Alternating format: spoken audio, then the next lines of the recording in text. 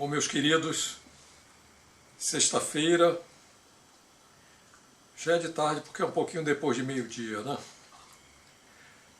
Estamos aqui começando a 62ª semana de gravação consecutiva de Atos dos Apóstolos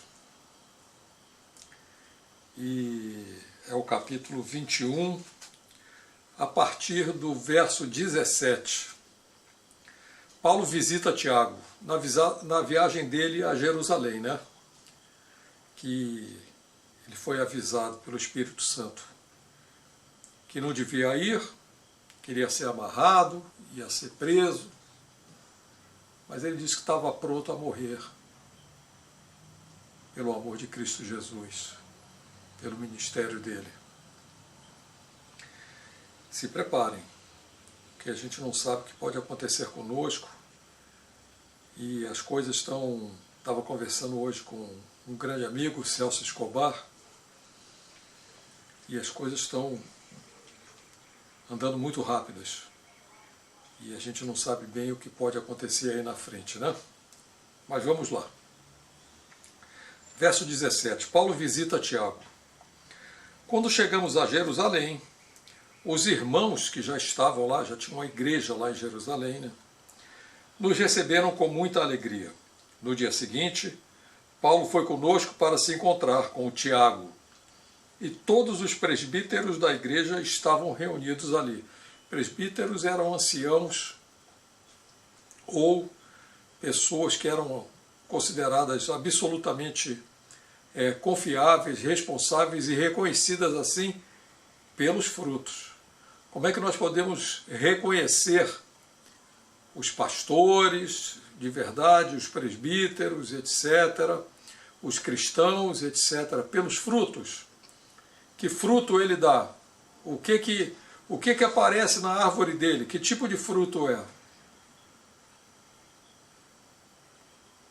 Então Paulo os cumprimentou e deu um relatório completo de tudo o que Deus tinha feito por meio dele entre os não-judeus, no meio de nós, os gentios. Nos alcançou aqui hoje, né? Ele foi o apóstolo para os gentios, para os não-judeus. Depois de o ouvirem, eles todos agradeceram a Deus e disseram a Paulo: veja bem, irmão, há milhares de judeus que se tornaram cristãos e todos eles são fiéis à lei de Moisés. Eles ouviram dizer que você ensina os judeus que moram em outros países a abandonarem a lei de Moisés, né? E que você ensina também que eles não devem circuncidar os seus filhos nem respeitar os costumes dos judeus. Então, Paulo dizia que eles não precisavam ser circuncidados, cortar o prepúcio da pele, né, a pele do prepúcio das crianças, circuncidando-os, né, fazendo a célebre operação de fimose, que era uma marca de todos os judeus, porque a circuncisão estava sendo feita no coração. Os cristãos estavam sendo circuncidados pelo Espírito Santo e estão até hoje no coração. Quando você se torna cristão mesmo, que você é batizado na água, que você volta a ser nova criatura, você aceita Jesus como seu único e legítimo Salvador e intercessor. Veja bem, único, sem mais ninguém, nem Marias, nem Sebastiões, nem Pedros, nem Paulos, nem nada. Jesus é o único e suficiente intercessor mediante o seu sacrifício terrível naquela carnificina na cruz do Calvário e a sua ressurreição.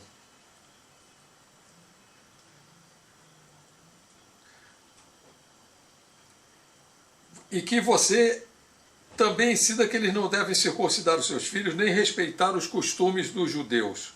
Com certeza, eles já ouviram dizer que você chegou Então, o que é que vamos fazer? Achamos bom que você faça o seguinte: estão aqui entre nós 4 homens que têm de cumprir uma promessa a Deus. Então vá, tome parte com eles na cerimônia de purificação, que eles entravam dentro da água para serem purificados, nus, lavados, né? E pague a despesa para que rapem a cabeça deles. A cabeça era rapada para pagarem essa promessa a Deus, e eles eram lavados na água e colocavam uma veste incólume, branca, né? Assim todos saberão que não é verdade o que dizem de você, e vão ficar sabendo que, pelo contrário, você vive de fato de acordo com a lei de Moisés. Mas, quanto aos não-judeus que se tornaram cristãos, nós já mandamos uma carta a eles dizendo o seguinte: não comam carne de animais que foram oferecidos em sacrifício aos ídolos, nem sangue, nem carne de nenhum animal que foi estrangulado, e também não pratiquem imoralidades. Então Paulo falou com os 4 homens e no dia seguinte tomou parte com eles na cerimônia de purificação. Depois foi ao templo e entrou no pátio de Israel para avisar que terminariam os dias da purificação, isto é, quando cada um deles teria de apresentar o seu sacrifício. Ora,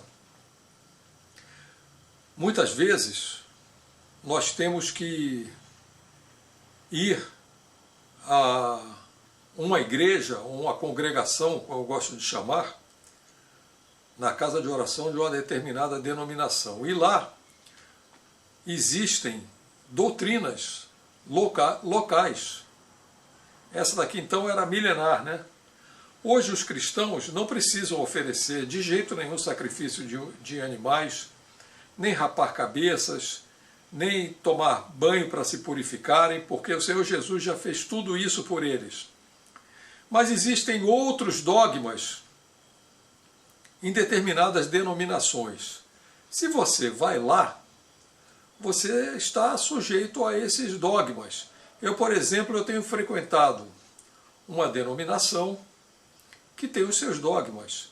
E eu não vou lá pregar contra os dogmas deles, ao contrário, não é assim, né? Mas tem outras coisas que eu não vou ficar falando aqui para não colocar essa denominação em xeque, né? Mas eu vou lá, eu vou domingo agora para a ceia, né?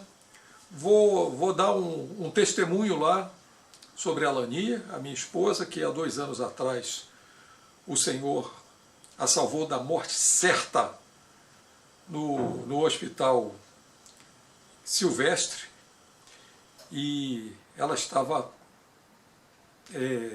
praticamente morta. E ela teve uma conversa com o Senhor no 10º dia de entubamento. Falou: Senhor, eu não aguento mais. Eu vou acabar entregando os pontos, porque ela resistia 24 horas por dia e noite, toda amarrada, entubada, vendo o nada, nenhum relógio, nada, só via sombras de pessoas passarem. Um negócio terrível, uma provação terrível. E ela falou com o Senhor Deus, falou: Senhor, eu não aguento mais, eu me entrego nas suas mãos. E do lado de fora, eu que não estava passando essa provação terrível, aí estava passando outra de oração constante, o tempo inteiro, eu e mais um monte de pessoas pela Lani, pela salvação dela. E aprove ao Senhor que ela estivesse conosco aqui hoje. E a palavra diz que nós devemos ir na congregação e contar as coisas maravilhosas que o Senhor Deus fez, dar testemunho do que Ele fez nas nossas vidas. E eu, domingo, eu vou no culto dessa congregação de manhã, que é o culto da ceia, eu também quero ceiar, e vou dar esse pequeno testemunho lá. Porém, quando eu entro lá, eu não vou falar contra os dogmas, as doutrinas particulares que eu não aplico na minha vida como aquela congregação, como aquela denominação aplica. Mas não vou mexer com a fé deles. Não tem cabimento. Esses cristãos que eles falaram já estavam convertidos, esses judeus que eles falaram já estavam convertidos ao cristianismo. Então, para que escandalizá-los, né? Com o tempo, essas coisas ficaram claras. Hoje você não tem que fazer que nem os judeus não fazem mais isso, mas os samaritanos até hoje sacrificam animais. Até hoje sacrificam animais, né? E então os cristãos não fazem mais nada disso, né? Mas já criaram outros dogmas, né? Mas se você vai lá, você não vai destruir os dogmas deles e escandalizá-los. É isso, é disso que trata essa passagem. Bom, então eu vou ficar por aí, porque a partir do verso 27